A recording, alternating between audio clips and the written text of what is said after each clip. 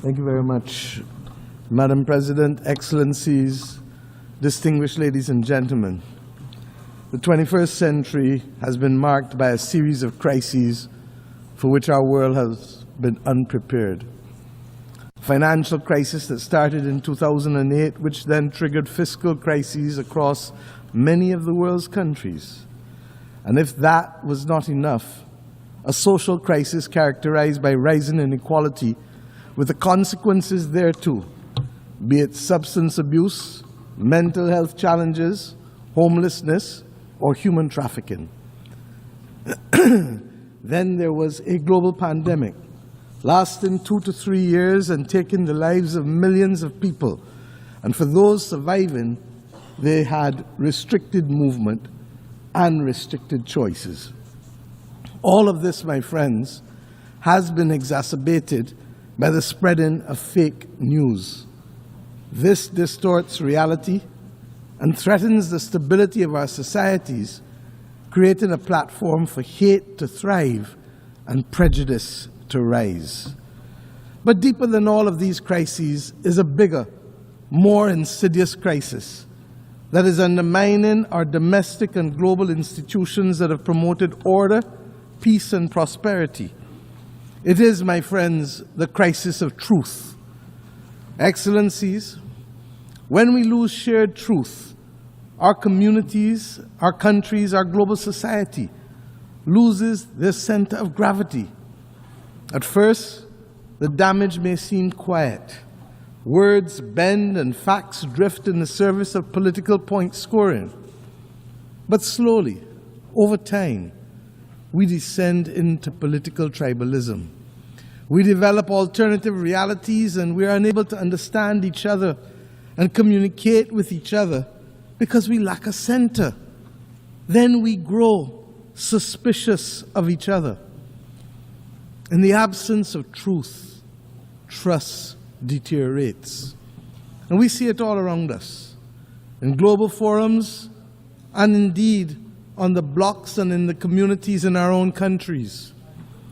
Trust between neighbors, trust between the governed and the governing, trust in our instructions, trust in our social order, trust in our health systems, trust in our global rules, governance structures. It all seems, in the words of Chinua Achebe, to be falling apart. When we lack truth and we lack trust, law becomes theater, news becomes spectacle, and science becomes just another opinion. As I've had cause to say in this great hall on a few times, our world today worryingly resembles the world of 100 years ago. And this has become even more evident with the closing of our borders to both goods and to people. This has magnified the geopolitical tensions which had already taken root.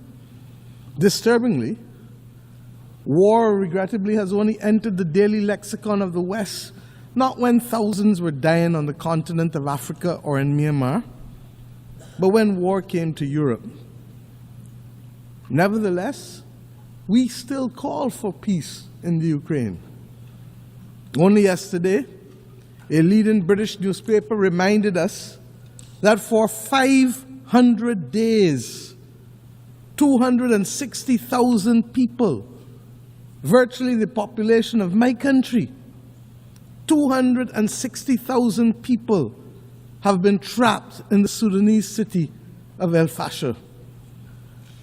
The article reported that while political progress stalls, those who attempt to escape are killed, and those who remain inside are starved.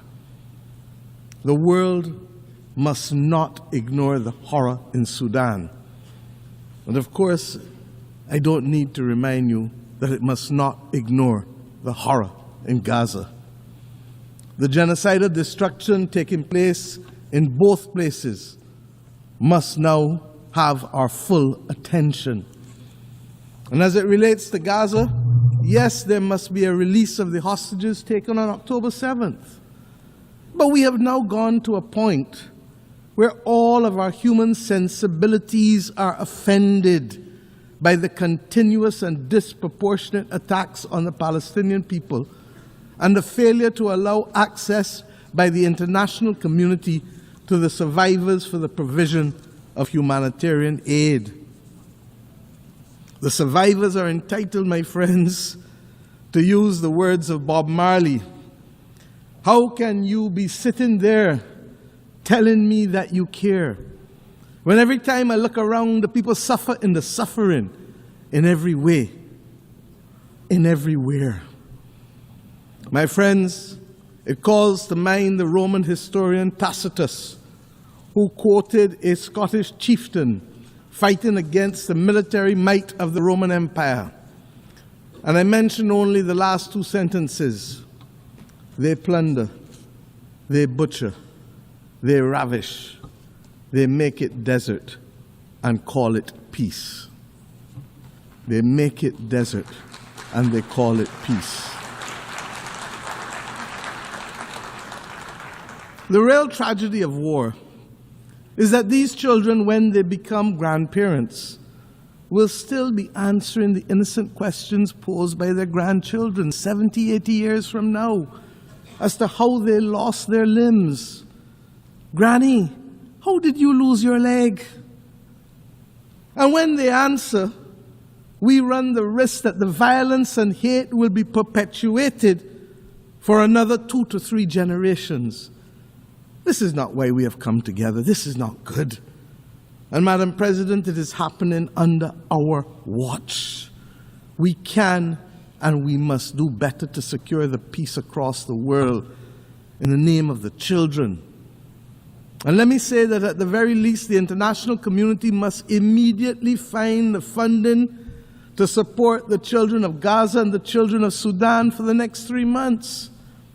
UNICEF has said that in Gaza it is $66 million that is needed for the next 3 months. And in Sudan it is $200 million. The money is mostly nutrition related, to reverse or to mitigate famine for children, and to provide water and sanitation and health interventions.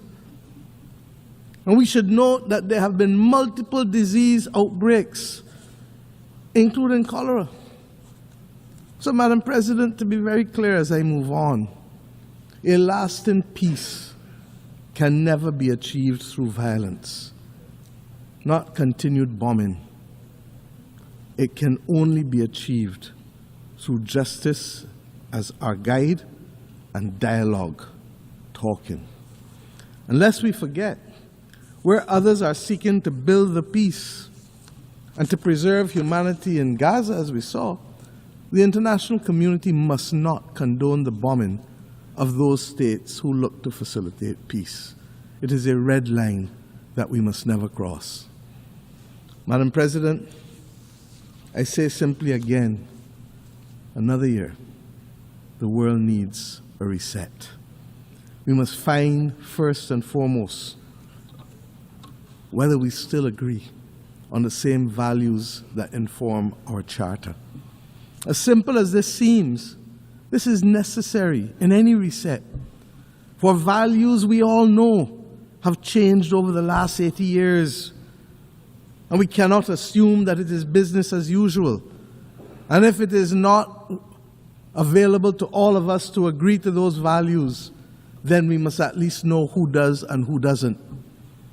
In addition to our inability to bring about peace in multiple conflicts, there really still are a number of issues that threaten our way of life and the stability of our planet beyond war. The climate crisis, food insecurity, water scarcity, mass flow of refugees and displaced persons, poverty and increasing inequality within and between societies. It has become so insidious that people don't even talk about it sufficiently. And of course, the failing spectacle of the SDGs for too many of our countries and people across the world. and of course, unregulated AI, which, while it has tremendous promise, poses unregulated significant risk. Many of our people ask every day, why has the United Nations not done better recently? The simple truth, my friends, is that countries have lacked the political will to live by the Charter and to do what is right for humanity. Countries of different sizes, capacities, and cultures can only survive in this world in which we live if we maintain a rules-based system. It is no different to what we have to do in our own countries to maintain and protect the vulnerable and the weak. In fact, it's no different than what has to be done in a child's playground. The rules-based system is what protects us from bullying and from rogue behavior. Our charter was designed to promote compassion, equality, fairness. And this is why it is imperative that we maintain a rules-based system. I speak as a leader of a small country. Our future is placed at risk unless we preserve this rules-based system.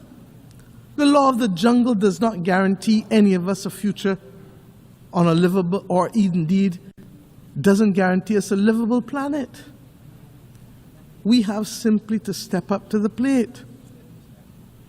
And unlike the West Indian Federation, when one country left and the maths of the day was 1 from 10 leaves 0, we must remember that if there are those who don't want to be inside at the dance, that 1 or 2 or 3 from 193 does not leave 0. Does not leave 0. Those of us who remain can continue to pursue our vital interests. And we don't criticize countries for making sovereign decisions because that's what governments were elected to do. If that's not what they want, that's not what they want.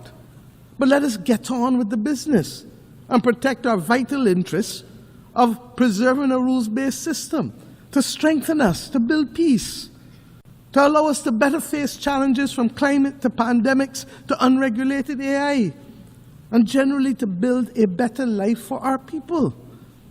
There is no doubt that there is a case for efficiency gains to be made in this United Nations institutional framework. We know that. But once we finish the efficiency gains, member states who want or need a rules-based order must put their money where their mouth is. If we are to be protected by a rules-based system, then we must step up to the plate and provide the funds to bridge the gap, to deliver the results that we desire. We must move from short pants to long pants and understand that we can no longer complain about the absence or behavior of a country and not ourselves be prepared to make wrong things right. It is as simple as that. And believe me, the arithmetic is not bad. It is within each of our reach to reach there, to do it. And let us remember the Aristotelian principle: equality among equals, proportionality among unequals. My friends, and while we contemplate the multiple crises, let us also not despair, because there are some things that have worked for the benefit of our people in the last few years. We now have, globally, a historic pandemic agreement that was adopted to make the world equitable, more equitable, and safer from future pandemics.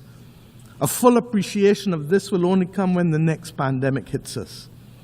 We have agreed to the Seville Commitment on Finance, which seeks to fulfill the promise of the SDGs, and which, even though the funding has not been fully identified, has mainstreamed a number of financing concepts that were simply not taken into account a decade ago. Debt swaps, natural disaster clauses, or what they call climate resilient debt clauses. These are the things that we advocated in the Bridgetown Initiative. We have committed also as a world, last year here, to an ambitious global action plan to combat antimicrobial resistance. And what does that have to do with any of us in here? I've said repeatedly, this is the silent, slow-motion pandemic of the 21st century and threatens to reverse a century of medical progress. And when we know people who die from hospital-aided infections, we understand the importance of the vital steps taken here. Earlier this week, we successfully brought into force the Beyond Boundaries and National Jurisdiction Treaty. As a large ocean state, as Barbados is, I am acutely aware of the critical importance to protect our oceans and its marine biodiversity as part of the ecological balance of the planet. And last year, we adopted the ambitious Pact for the Future, which provides a roadmap, a North Star, for our work to protect people and planet of the future. The two instruments mentioned on Tuesday morning by our Secretary General for regulating AI must now be our priority if we are to avoid the severe deepening inequality of our times and to avoid leaving our people exposed to the risk and exploitation of AI and the distortion of facts. I must tell you that regrettably, I have experienced on a well-known commercial AI platform examples of censorship that seek to deny access to the details of our history in this hemisphere, in terms of the Barbados Slave Code, in terms of the South Carolina Slave Code. So we must be vigilant. Speaking as a small country, therefore, we see no future without a rules-based system. And before I go on, let me recognize the outgoing President of the General Assembly, His Excellency Philemon Yang, for his impactful presidency last year. And let me also congratulate Her Excellency Annalena Baerbock for assuming the presidency, particularly in this year when we celebrate Beijing +30. Barbados looks forward to working with you, ma'am, to execute your vision. The fact that you are only the 5th woman to occupy this post over the last 80 years is a cause both for profound concern, but I say renewed optimism. This is a testament to the very point that I'm seeking to make. The organization is working, even if not at optimal levels, but we still have so much to do.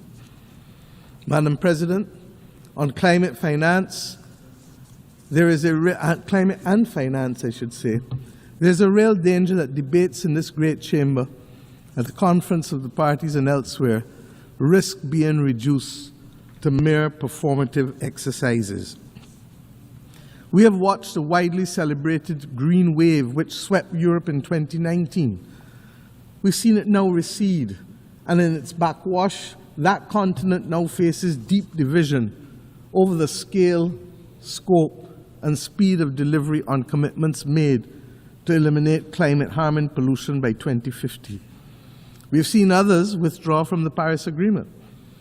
At a time, Madam President, when we should be conducting an audit of the achieved targets and accomplished deliverables, we continue for the most part to receive IOUs and statements of deferred intent, even as we have witnessed this vacillation that I just referred to. We've also seen a rededication to breathing new life into high-carbon and high-polluting forms of energy. And we have witnessed a redoubling of efforts to fund military buildups, even at the expense of financing our way to sustainability and that of a livable planet. Barbados does not treat climate science as a mere conjecture, and neither does the International Court of Justice nor the Inter-American Court of Human Rights. Their advisory opinions have affirmed the legal rights and entitlements of citizens who must on a daily basis confront the impact of the climate crisis. In this regard, we especially welcome the International Court of Justice's ruling to the effect that states have obligations to protect the climate system and other parts of the environment from emissions, and that those obligations can be enforced against other states. Given this new reality, as we look ahead, we must seize the opportunity to find common ground, given the diversity of opinions on this question of the climate crisis. I propose that one possible way forward is to focus on emissions rather than focusing on the fossil fuel industry. As I've said before, the fossil fuel industry is not the enemy. It is the emissions. In this regard, we should consider working towards a globally legal binding framework on methane, which could contribute to reversing global temperatures, I'm told by the scientists, by as much as 0.5 degrees, while purchasing time for the fossil fuel industry to scale up to a commercial level the use of decarbonizing technology. This is possible. The Baku to Belém roadmap must also ensure that the necessary resources, $1.3 trillion annually by 2035, are not only committed, but delivered. It is the political will and the ingenuity of countries and financial institutions that will ensure that these sums can be delivered. It must not, and we must not allow that roadmap to suffer the same fate as the Loss and Damage Fund, which, despite its historic establishment, remains grossly undercapitalized, with less than $800 million pledged, and regrettably, only half of those pledges have actually materialized. This ambivalence towards finance and fiscal space, my friends, is what gave birth to the Bridgetown Initiative. Its latest iteration, Bridgetown 3.0, will shortly be reviewed, given the rapidly changing global environment in which we live. We still need to expand liquidity support and to close the financing gap to assist vulnerable countries, especially the V20, many of whom still face the possibility of a debt crisis. They need it to build their resilience and to adapt to the new climate reality. I am conscious of the progress by which multilateral institutions have taken on board some of our arguments in the Bridgetown Initiative, especially as it relates to climate finance and to the issue of vulnerability. I referred earlier to debt swaps and the climate resilient debt clauses. Madam President, all of these goals and many more can be achieved by a fully functional rules-based system, one that is ambitious in its goals, effective in its delivery, and fair in its organization. As UNGA process seeks to enhance the functioning of this organization, we must ensure that we put in place the initiatives that are not the exclusive outgrowth of budget constraints and cross-cutting exercises, but are instead initiatives that are people-focused, delivery-driven, providing the global population with the peace and the security and the quality of life that they deserve and that they are increasingly demanding. To this effect, the Security Council, we know, must be reformed. It must reflect the multipolar world that we now live in, and it must give an opportunity to recognize that there have been substantial geopolitical shifts since 1962 when you had your last reform, 3 years before I was born, and I turn 60 next week. Permanent seats for Africa and a seat that revolves for small island developing states are an essential part of that reform, because we all have perspectives that must be heard. You cannot ask us really to show up for family photos and votes when you need them, and then exclude us from the family's decision-making as if you are the grown-ups and we are the children. We are not minors. We are independent, sovereign states with full capacity, and we insist on being treated as such.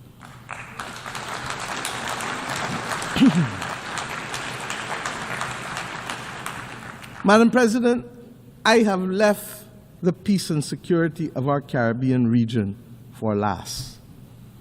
It is deeply troubling. Example, Haiti, and you've heard Prime Minister Gonzalez speak eloquently this morning on these matters. Haiti, which was once a beacon of emancipation and revolution for all of us as black people, is today a victim of centuries of external interference and contemporary internal conflict, and regrettably, even blindness. We want to thank Kenya for its extraordinary leadership of the multinational security support mission, even when they were out there on their own.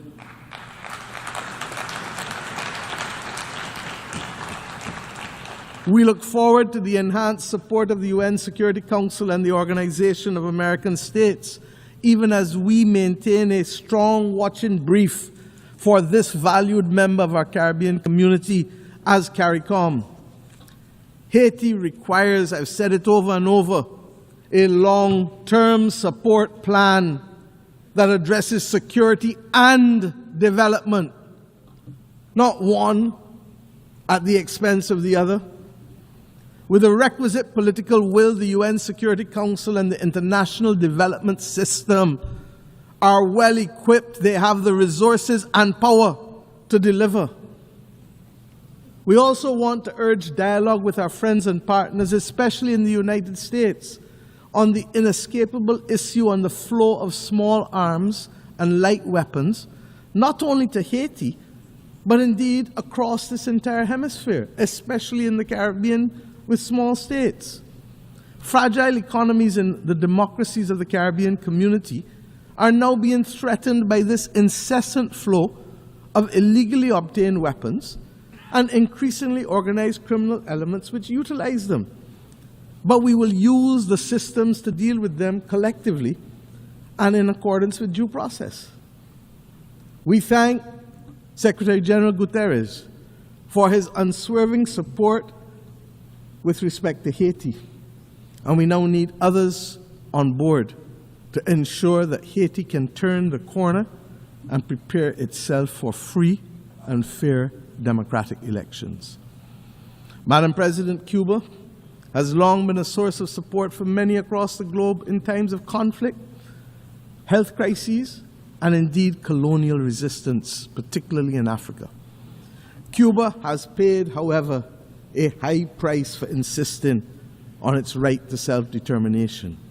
And again, yet again, we must be prepared to engage in dialogue in order to stop the disproportionate suffering and the deprivation that is being inflicted on the Cuban society by what is now globally seen to be an unjust embargo and other unilateral coercive measures. Barbados, my friends, reiterates its call for the end of the embargo and the removal of Cuba from the list of state sponsors of terrorism. This is unjust.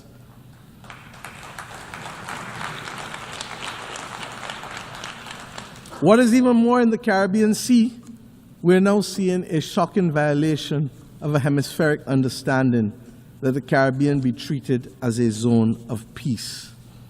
There has been a buildup in military assets in the last few weeks in the Caribbean by both sides, by the United States of America and by Venezuela.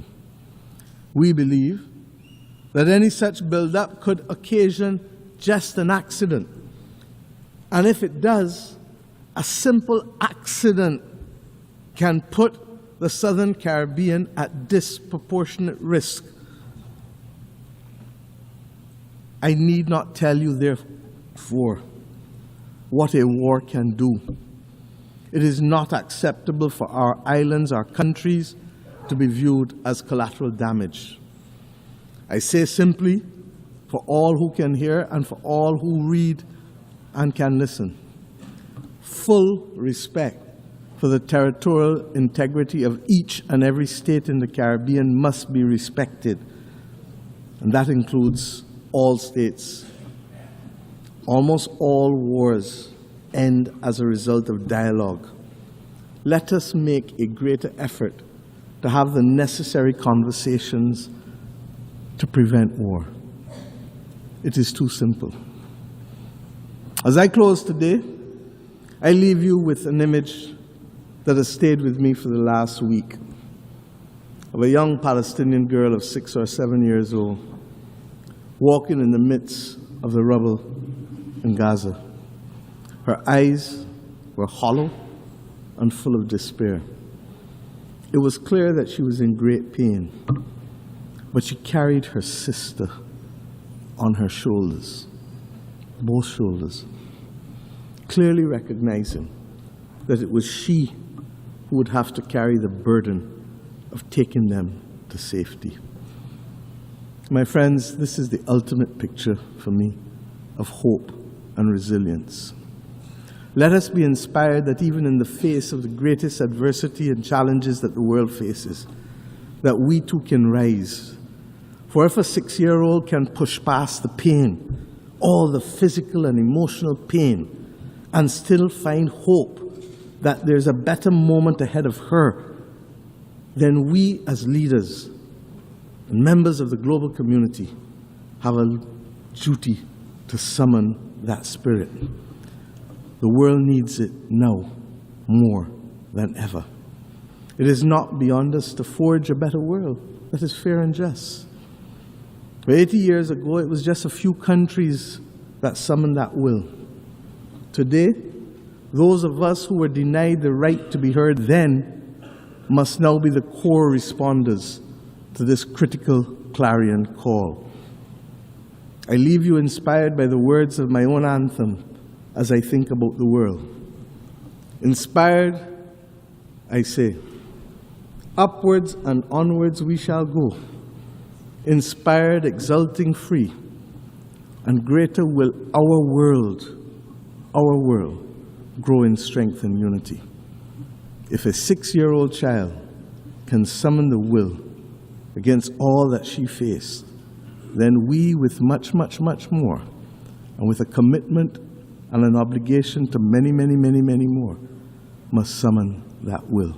I thank you.